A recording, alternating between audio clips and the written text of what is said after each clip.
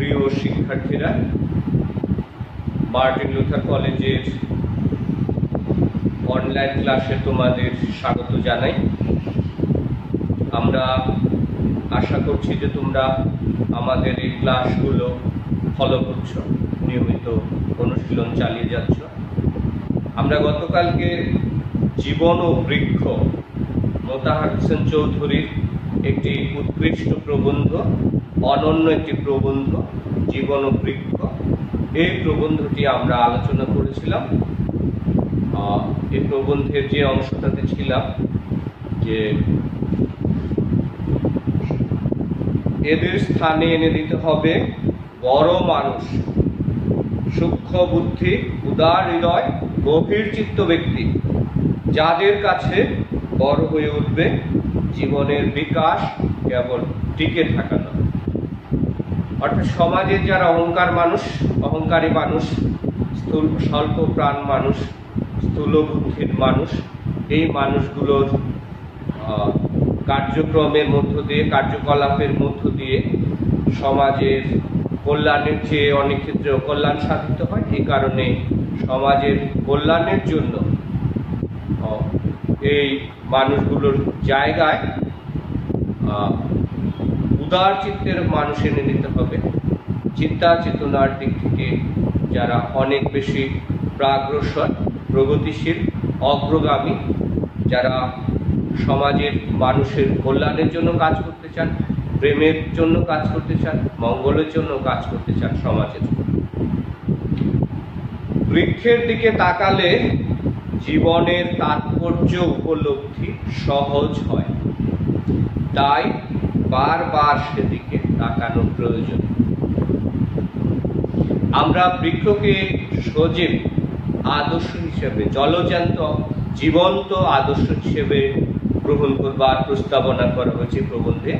যে বৃক্ষের গতি আছে, বিকাশ আছে, তার ফুলে ফলে পরিপূর্ণ হয়ে, পরিপক্ক হয়ে সে মানুষের কল্যাণে তার সমস্ত কিছু বিলিয়ে দেয়। এই কারণে আদর্শ হিসেবে, আইডল হিসেবে বৃক্ষকে গ্রহণ করবার জন্য পরামর্শ দেওয়া হয়েছে। যে আমরা যদি একটা গাছের একদম বৃক্ষরোপণ থেকে, সে বীজ বপন থেকে চারা গাছে পরিণত হওয়া, তারপর আস্তে আস্তে তাকে পরিচর্যা করা, পরিচর্যার মাধ্যমে এই গাছটির বেড়ে ওঠা, যদি খুব নিবিড়ভাবে আমরা পর্যবেক্ষণ করি, প্রত্যক্ষ করি, দেখি, আমাদের চোখের সামনে হাজারো হাজারো গাছ আছে। সেই গাছের মধ্যে কোনো একটি বিশেষ গাছকে বা বৃক্ষকে যদি তার বেড়ে ওঠা, বৃদ্ধি, বিকাশ, ফুলে ফলে শোভিত হওয়া, পরিপূর্ণ হওয়া, এই দৃশ্য যদি আমরা দেখি, তাহলে আমরা বুঝতে পারব যে মানুষের সাথে বৃক্ষের অনেক বেশি সাদৃশ্য রয়েছে, মিল রয়েছে অনেক বেশি। একটা মানুষের সেই মাতৃগর্ভ থেকে তার ভ্রূণের মধ্য দিয়ে তার যে জীবনযাত্রা শুরু, তারপর মাতৃগর্ভে তার বেড়ে ওঠা, তারপর জন্মের মধ্য দিয়ে তার পৃথিবীতে আগমন, এরপর পরিবারে পারিবারিক শিক্ষার মধ্য দিয়ে, প্রাতিষ্ঠানিক স্কুল, কলেজ, বিশ্ববিদ্যালয়ের শিক্ষার মধ্য দিয়ে তার সামগ্রিক বিকাশের জন্য আপ্রাণ চেষ্টা চালানো হয়। তাকে পরিপক্ক মানুষ হিসেবে গড়ে তোলবার জন্য, আদর্শ মানুষ হিসেবে গড়ে তোলবার জন্য আপ্রাণ চেষ্টা করা হয়। এই কারণে যে বৃক্ষের সাথে মানুষের, বৃক্ষের বৃদ্ধি, বিকাশ, গতি, এগুলোর সাথে তুলনা করলে, পারস্পরিক তুলনা করলে মানুষের জীবন প্রণালী, মানুষের বেড়ে ওঠা, মানুষের জীবনচক্র যদি আমরা এটা আলোচনা করি, তাহলে এই বৃক্ষ এবং মানুষের সাথে অনেক সাদৃশ্য রয়েছে, অনেক মিল রয়েছে। এই কারণেই প্রাবন্ধিক আমাদের বারবার এই বৃক্ষের দিকে তাকানোর কথা বলেছেন। মাটির রস টেনে নিয়ে নিজেকে মোটাসোটা করে তোলাতে বৃক্ষের কাজের সমাপ্তি নয়, তাকে ফুল ফোটাতে হয়, ফল ধরাতে হয়। বৃক্ষের কাজ কেবল যে সে মাটি থেকে খাদ্য সংগ্রহ করবে, খাদ্য আহরণ করে সে মোটা তাজা হবে, তার পুষ্টি সংগ্রহ করে সে বিকশিত হবে, তার ডালপালা ফুল ফল ফলে সে পরিপূর্ণ হবে, এটা কিন্তু নয়। তাকে কিন্তু শুধুমাত্র বেড়ে উঠলেই হবে না, মোটা তাজা হলেই হবে না, বৃক্ষকে কিন্তু ফুল ফোটাতে হয় এবং ফল ধরাতে হয়। অর্থাৎ তাকে পরিপক্কতা অর্জন করতে হয় এবং যে পরিপক্কতা অর্জনের মধ্য দিয়ে সে তার প্রাপ্তিটা অর্জন করে এবং এই প্রাপ্তি আবার সে মানুষের কল্যাণে নিয়োজিত করে, মানুষের সেবায় নিয়োজিত করে, মানুষের মঙ্গলের জন্য সে নিয়োজিত করে। নইলে তার জীবন অসম্পূর্ণ থেকে যাবে। সে যদি বিকশিত হতে না পারে, শুধু মোটা তাজা হলেই হবে না, তাকে ফুল ধরাতে হবে, ফল ধরাতে হবে। এই ফুল ফল অথবা কাঠ শাখা প্রশাখা এগুলো সে আবার মানুষের কল্যাণে নিয়োজিত করবে। এখানেই তার সার্থকতা, পরিপূর্ণতা।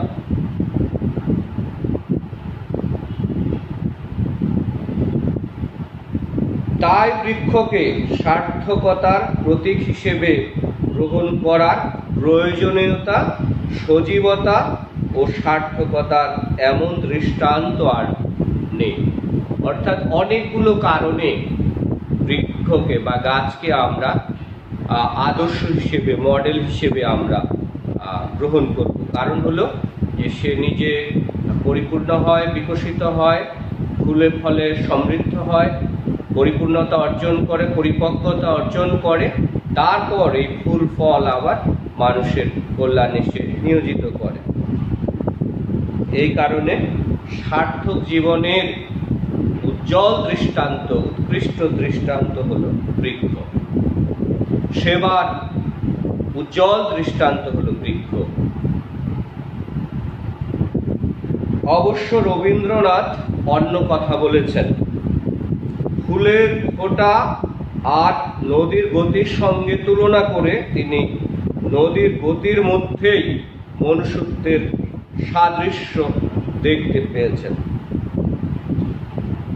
বাংলা সাহিত্যের দার্শনিক কবি রবীন্দ্রনাথ ঠাকুর, তিনি প্রকৃতি প্রেমিক কবি। বৃক্ষের প্রতি তার অপরিসীম ভালোবাসা তার বৃক্ষবন্দনা নামক একটি দীর্ঘ কবিতায় ব্যক্ত হয়েছে। কিন্তু তারপরও রবীন্দ্রনাথ ঠাকুর গাছ এবং নদী এই দুটো বিষয়ে কি ধরনের বৈশিষ্ট্য, চরিত্র, এটা আলোচনা করে তিনি রবীন্দ্রনাথের কাছে মনে হয়েছে যে গাছের ফুল ফোটানো সহজ, ফল ধরানোটা সহজ। সে মাটি থেকে রস আস্বাদন করে, খাদ্যরস সংগ্রহ করে, পুষ্টি সংগ্রহ করেই সে তরতর করে বেড়ে ওঠে। এখানে তার ত্যাগের পরিমাণটা খুব বেশি রবীন্দ্রনাথের চোখে পড়েনি।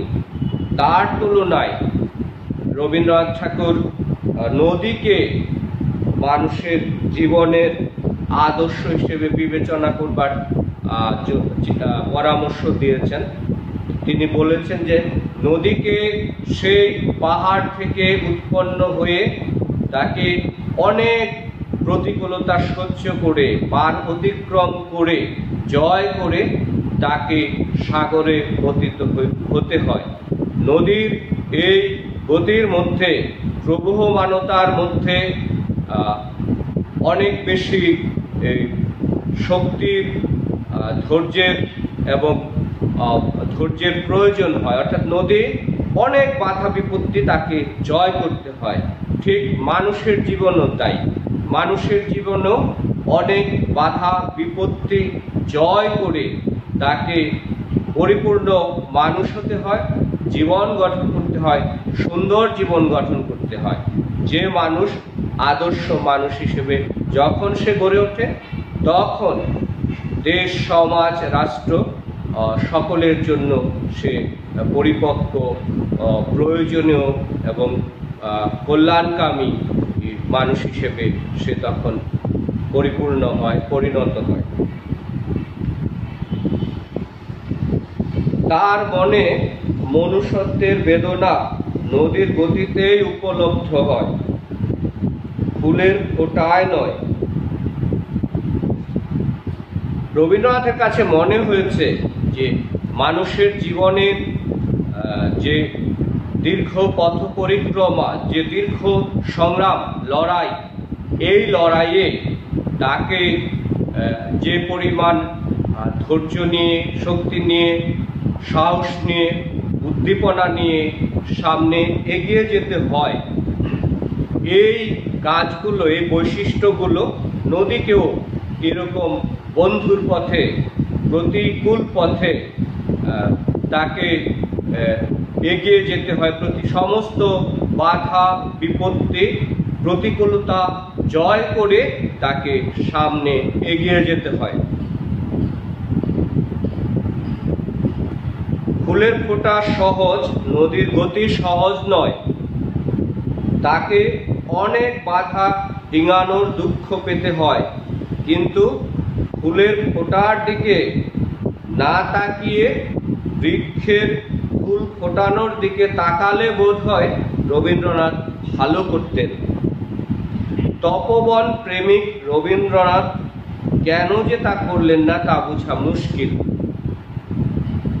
রবীন্দ্রনাথ খুব নিবিড়ভাবে পর্যবেক্ষণ করেছেন নদীর গতিটা, নদীর প্রবহমানতা, সেটি নদীর যে সংগ্রাম, বাধা বিপত্তি ডিঙিয়ে অতিক্রম করে সামনে এগিয়ে যাওয়া, এটি তিনি প্রত্যক্ষ করেছেন। কিন্তু তিনি হয়তোবা গাছের বা বৃক্ষের যে জীবন সংগ্রাম, তিল তিল করে মাটি থেকে রস আস্বাদন করে তার যে বেড়ে ওঠা, তার যে বিকাশ বৃদ্ধি, ফুলে ফুলে শোভিত হওয়া, এটা তিনি হয়তোবা হৃদয় দিয়ে, অন্তর্দৃষ্টি দিয়ে, সূক্ষ্ম চেতনা দিয়ে তিনি পর্যবেক্ষণ করেননি, দেখেননি। এই কারণেই হয়তো প্রকৃতি প্রেমিক রবীন্দ্রনাথের কাছে বৃক্ষের চাইতে নদীকেই তিনি মানুষের জীবনের আদর্শ হিসেবে বেছে নেবার জন্য তিনি পরামর্শ দিয়েছেন। জানি বলা হবে, নদীর গতিতে মনুষ্যত্বের দুঃখ যতটা স্পষ্ট হয়ে ওঠে, বৃক্ষের ফুল ফোটানোয় তা তত স্পষ্ট নয়, হয়ে ওঠে না। তাই কবি নদীকেই মনুষ্যত্বের প্রতীক করতে চেয়েছেন। তবে সহজ আপাত দৃষ্টিতে চর্মচক্ষু দিয়ে দেখলে, বা আমাদের চোখ দিয়ে, সাধারণ যে চোখ দিয়ে যদি আমরা দেখি, তাহলে আমাদের কাছে হয়তো মনে হবে যে নদীর সংগ্রামটাই অনেক বেশি, তাকে অনেক বাধা বিপত্তি ডিঙিয়ে আসতে হয়, পেরিয়ে আসতে হয়, ভেঙে চুরে নিয়ে আসতে হয় দুপারে দুকুল। কিন্তু আমরা যদি খুব সূক্ষ্মভাবে, তীক্ষ্ণভাবে একটি বৃক্ষের সেই চারা বীজ বপন, চারা উৎপাদন, সেই চারার দিকে তিল তিল করে যত্নের মধ্য দিয়ে তাকে গড়ে তোলা এবং তার বৃদ্ধি বিকাশের সামগ্রিক চিত্রটি যদি আমরা দেখি, খুব সূক্ষ্মভাবে দেখি, পর্যবেক্ষণ করি, তাহলে আমরা সত্যি উপলব্ধি করতে পারব যে বৃক্ষের যে সংগ্রাম, বৃক্ষকে বা গাছকেও অনেক বাধা বিপত্তি জয় করে তারপর তাকে ফুলে ফলে পরিপূর্ণ হতে হয়, পরিপক্ক হতে হয়, যেটি মানুষের কল্যাণে সে পরে নিয়োজিত করতে পারে। উত্তরে বলবো, চর্মচক্ষুকে বড় না করে কল্পনা ও অনুভূতির চক্ষুকে বড় করে তুললে বৃক্ষের বেদনাও সহজে উপলব্ধি করা যায়। তো আমরা যদি এই যুক্তিটা খণ্ডাতে চাই, রবীন্দ্রনাথের নদীর কেন নদীকে আমরা বেছে নিব জীবন আদর্শ হিসেবে, তার বিপরীতে যদি আমরা বৃক্ষকে প্রতিস্থাপন করতে চাই আদর্শ হিসেবে, বৃক্ষকে আমরা আদর্শ হিসেবে গ্রহণ করতে চাই, তাহলে প্রাবন্ধিক বলেছেন যে আমরা যে আমাদের চর্মচক্ষু অর্থাৎ আমাদের দেখার জন্য যে দুটো চোখ রয়েছে, এই দুটো চোখ দিয়ে শুধু না দেখে হৃদয় দিয়ে উপলব্ধি করাও, অনুভূতি দিয়ে, কল্পনা দিয়ে একটা গাছের জীবনচক্র যদি আমরা খুব সূক্ষ্মভাবে দেখি, পর্যবেক্ষণ করি, তখন এবং সেটি অনুভূতি দিয়ে কিভাবে তিল তিল করে গাছ বেড়ে ওঠে, কিভাবে ফুল হয়, ফল হয়, এই গাছ যারা পরিচর্যা করে তাদের কি পরিমাণ পরিশ্রম হয়, সব কিছু যদি আমরা বিবেচনা করি এবং সবশেষে বৃক্ষের যে প্রাপ্তি এবং দান সেটিও যদি আমরা বিবেচনা করি, অর্থাৎ বৃক্ষ ও সবশেষে পরিপক্ক হবার পরে সে যা পায় সে কিন্তু তা আবার মানুষের কল্যাণে বিলিয়ে দেয়। আর বৃক্ষের সাধনায় যেমন একটা ধীর স্থির ভাব দেখতে পাওয়া যায়, মানুষের সাধনায়ও তেমনি একটা ধীর স্থির ভাব দেখতে পাওয়া যায়। আর এটাই হওয়া উচিত নয় কি?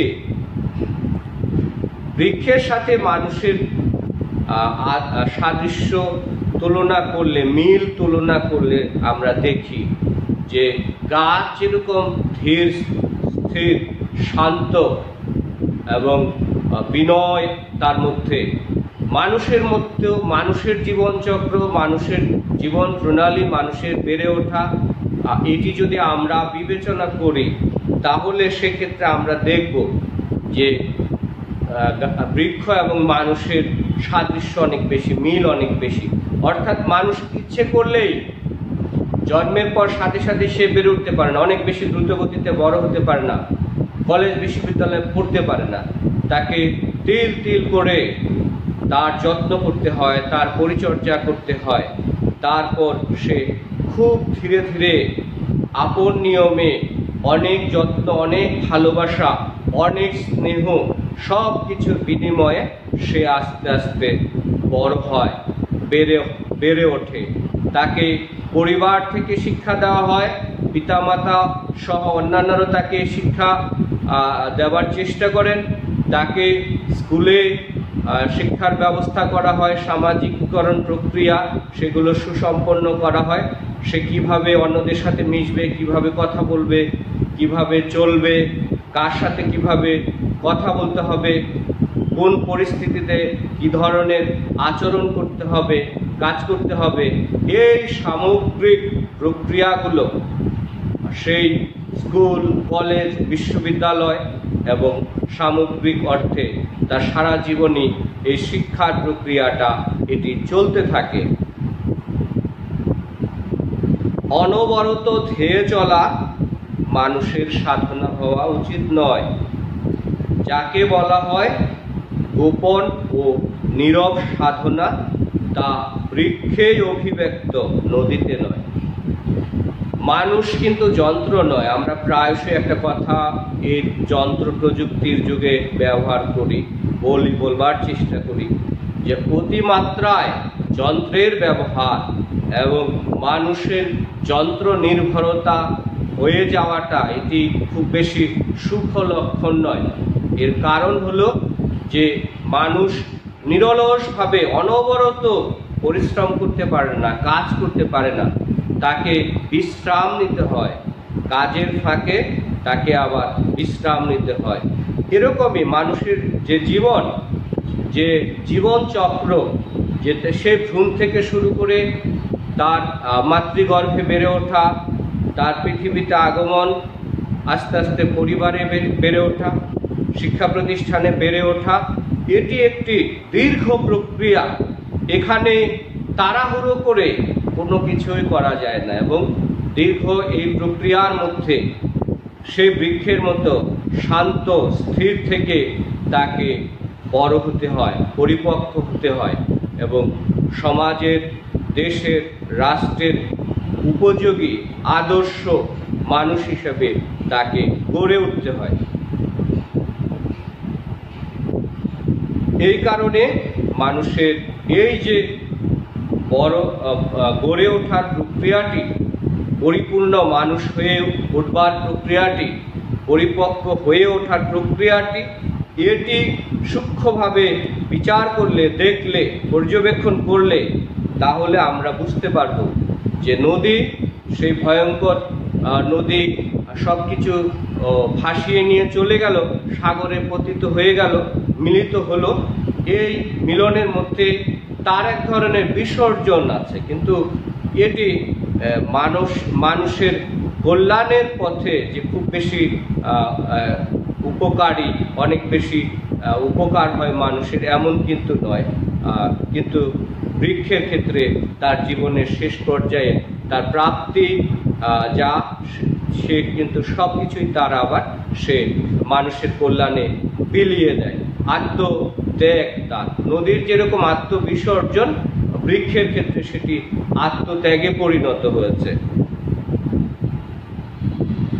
তাছাড়া বৃক্ষের সার্থকতার ছবি যত সহজে উপলব্ধি করতে পারি, নদীর সার্থকতার ছবি তত সহজে উপলব্ধি করা যায় না।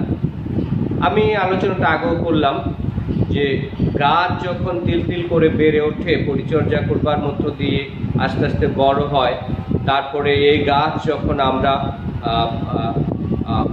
ফুল হয়, ফলের সমৃদ্ধ হয়, পরিপক্ক হয়, তখন এই গাছের ফল, ফুল, এগুলো আমরা মানুষ ব্যবহার করি, কাঠ, জ্বালানি হিসেবে, আসবাব হিসেবে নানাভাবে আমরা ব্যবহার করি। তো এই যে ব্যবহার করবার মধ্য দিয়ে আমরা বুঝতে পারি যে গাছের প্রয়োজনীয়তা কতটুকু, গাছের ত্যাগের পরিমাণ কতটুকু, এবং বিনয়ের, সহিষ্ণুতার যে শিক্ষা, ধৈর্যের যে শিক্ষা, সেটি আমরা বৃক্ষের কাছ থেকে নিতে পারি।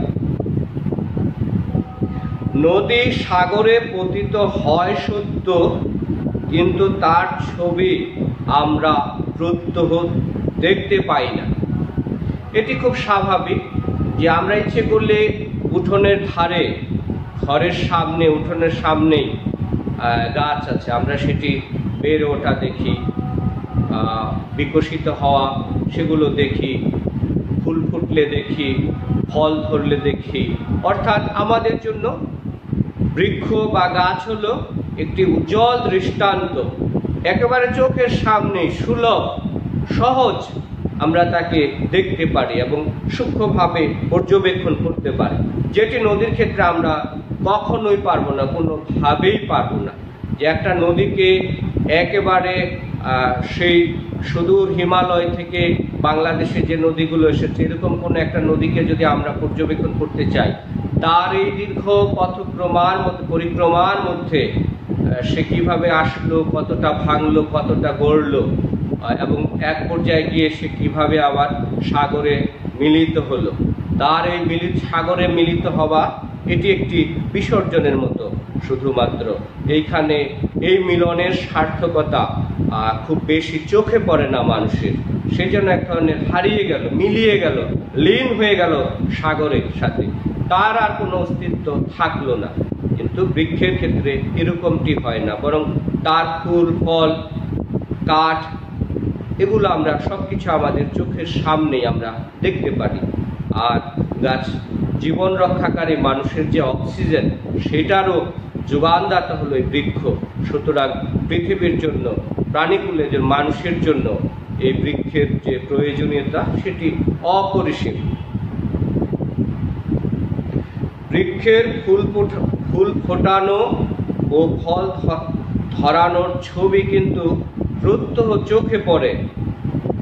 দোরের কাছে দাঁড়িয়ে থেকে সে অনবরত নতি, শান্তি ও সেবার বাণী প্রচার করে। তো নদীর ছবি আমরা এটা খুব স্বাভাবিক, আমি আগে বলবার চেষ্টা করেছি, আমরা ইচ্ছে করলেই কোনো একটা নদী কোথা থেকে কোথায় তার উৎস, কোথা থেকে সে উৎপন্ন হয়ে আবার কোন নদীতে গিয়ে মিশছে অথবা সাগরে গিয়ে মিশেছে, এই যে একটা দীর্ঘ প্রক্রিয়া, এটি খুব কঠিন হয় আমাদের জন্য উপলব্ধি করা।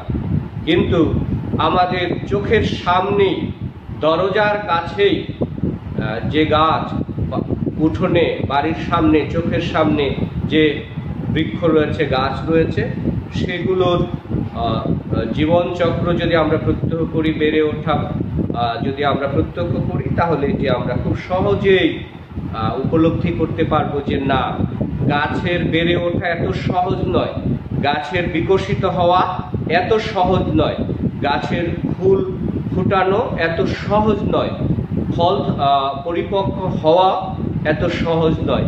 এটি একটি দীর্ঘ প্রক্রিয়া এবং ধীর স্থিরভাবে বৃক্ষের যেন এটি একটি গোপন সাধনা, নীরব একটি সাধনা, সেবার একটি সাধনা, যে সে যখন বেড়ে উঠবে, ফুল হবে, ফল হবে, এই ফুল ফল কাঠ, জ্বালানি, আসবাব, নানা কারণেই, নানা উদ্দেশ্যেই এগুলো মানুষের কল্যাণের জন্য ব্যবহার করা হবে। সাধনার ব্যাপারে প্রাপ্তি একটা বড় জিনিস, এটি খুবই সত্য কথা, যে আমরা আমাদের সামনে যদি কোনো লক্ষ্য না থাকে তাহলে আমরা কাজ করতে চাই না, কোনো মানুষই কাজ করতে চায় না। শিক্ষার্থীদের জীবনে এই জন্য বলা হয়, প্রবন্ধ লিখতে দেওয়া হয় যে তোমার জীবনের লক্ষ্য, এই প্রবন্ধ লেখো, অর্থাৎ তুমি আসলে কি হতে চাও, তুমি বড় হয়ে কি করতে চাও, একটি সুনির্দিষ্ট লক্ষ্যকে সামনে রেখে তোমাকে জীবন পথে এগিয়ে যেতে হবে।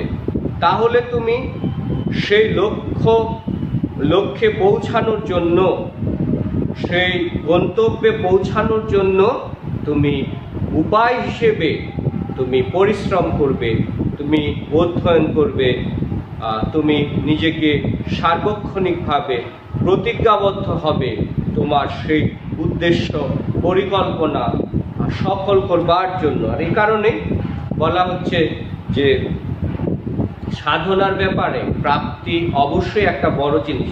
কোনো মানুষ যদি না জানে, স্পষ্ট নয় যে সে কেন এত পড়াশোনা করছে, তার উদ্দেশ্যটা কি, সে কি আদর্শ মানুষ হতে চায়, সৎ মানুষ হতে চায়, সে পেশাগত জীবনে উন্নতি সাধন করতে চায় এবং সে পেশাগত জীবনে উন্নতি সাধনের মধ্য দিয়ে সে সমাজে আদর্শ দৃষ্টান্ত, উৎকৃষ্ট দৃষ্টান্ত স্থাপন করতে চায়, যে না, সে অন্যদের মতো দুর্নীতিগ্রস্ত হবে না, সে ঘুষ খাবে না, সে অন্যেরা যেভাবে জীবন গঠন করে সেরকম সে পথে সে যাবে না, সে সুন্দর জীবন গঠন করবে।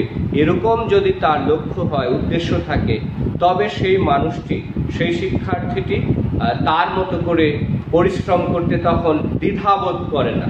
আমরা জানি যে হালবিহীন নৌকা, এটা কোনো উদ্দেশ্যবিহীন হয়, যে হালবিহীন নৌকা সে সঠিক গন্তব্যে পৌঁছতে পারে না। এজন্য আমরা বিভিন্ন সময় পিতামাতা থেকে শুরু করে শিক্ষার্থীদের জীবনের অন্তত একটা বিশেষ লক্ষ্য বা গন্তব্য ঠিক করবার জন্য পরামর্শ দিয়ে থাকি। এর কারণ একটাই, যে একটা সঠিক গন্তব্য না থাকলে মানুষ সেই গন্তব্যে পৌঁছানোর জন্য নিজেকে প্রস্তুত করে না। সেই গন্তব্যে পৌঁছানোর জন্য যে লড়াই করতে হয়, সংগ্রাম করতে হয়, পরিশ্রম করতে হয়, সাধনা করতে হয়, আরাধনা করতে হয়, সেই কাজগুলো করে না, করতে চায় না। এই কারণেই বৃক্ষকে আমরা আদর্শ হিসেবে গ্রহণ করি এবং বলছে আমরা সাধনা, বৃক্ষের যে নীরব সাধনা, গোপন সাধনা, এটির একমাত্র উদ্দেশ্য হচ্ছে মানুষের কল্যাণ সাধন করা। ঠিক আমাদের যদি প্রত্যেকের এরকম একটি সঠিক একটি উদ্দেশ্য থাকে, গোপন একটি উদ্দেশ্য থাকে এবং সেবার একটি মহৎ মনোভাব থাকে, মনোবৃত্তি গড়ে ওঠে আমাদের মধ্যে, তাহলেই কেবল আমরা সেই গন্তব্যে পৌঁছানোর জন্য যে ত্যাগ স্বীকার করা দরকার, যে পরিশ্রম করা দরকার, যে সাধনা করা দরকার, ধীর স্থিরভাবে অসীম ধৈর্য নিয়ে, সাহস নিয়ে, উদ্দীপনা নিয়ে সেই গন্তব্যের পথে এগিয়ে যাওয়ার জন্য আমরা তখন তৈরি থাকি, রাজি থাকি। তো আমরা প্রবন্ধটি আজকে এই পর্যন্তই আলোচনা করলাম। আমরা পরবর্তী ক্লাসে প্রবন্ধটি শেষ করব। তোমরা এই আলোচনার অংশটুকু, আমি যে অংশটুকু আলোচনা করলাম, পাশাপাশি গত ক্লাসও যে অংশটুকু আলোচনা করলাম, সম্পূর্ণ অংশটি তোমরা বাসায় পড়বে, আমার আলোচনার সাথে মিলিয়ে নিবে, সংযুক্ত করে নিবে, সংযোজন করে নিবে। পাশাপাশি তোমরা নিজেরা বাসায় সম্পূর্ণ প্রবন্ধটা পড়বে, শব্দার্থ, টিকা এবং যে মূল বক্তব্য আছে সেগুলো পড়ে তোমরা সৃজনশীল প্রশ্নের জন্য এই অধ্যায়ের উপর তোমরা একটা ভালো প্রস্তুতি নিবে। এই প্রত্যাশা রেখে আমি আজকে এই ক্লাস শেষ করছি। সবাইকে আবারও অনেক অনেক ধন্যবাদ।